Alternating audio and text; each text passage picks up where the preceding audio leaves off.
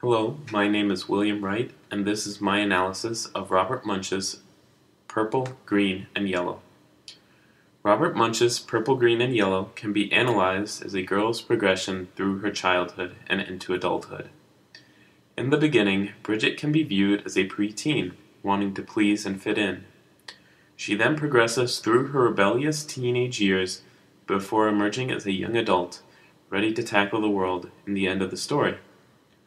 In the beginning, Bridget asks her mother for markers, and her mother initially refuses.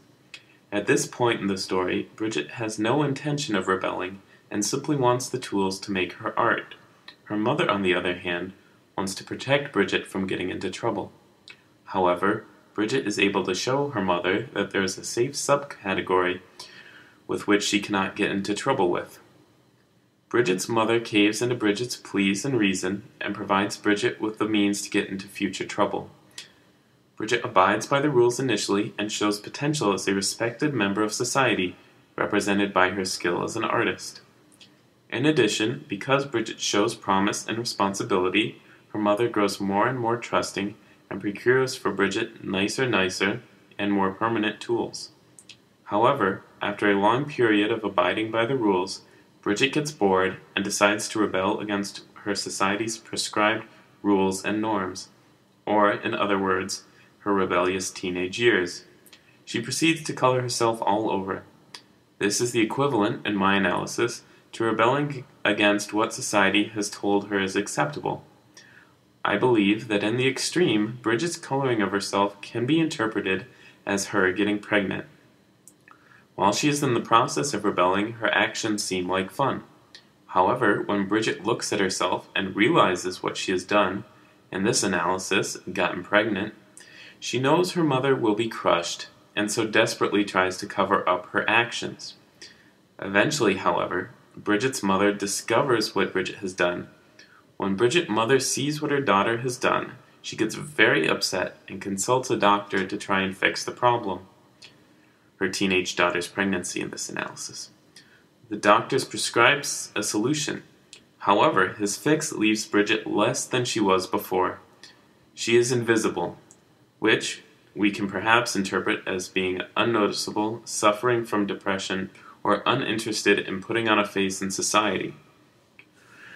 Bridget's mother, after pushing for a solution, apparently is more concerned about Bridget's invisibility, even though it is not as jarring for society, as we can see when she talks about Bridget not being able to go to school or university and ruining her life because she is invisible. Bridget is able to overcome her invisibility by using the same methods as originally got her into trouble, by using them in a more normal, socially acceptable way. This can be seen as Bridget's maturation from a rebellious teen into a young adult, ready to succeed in the world. This, in itself, when viewed through the lens of the previous interpretation, can be taken as a probing commentary on society. Is it right that a female can be seen as better than normal if she wears makeup and is attractive to the opposite gender, or just more attractive in general? Better than before, as the story puts it.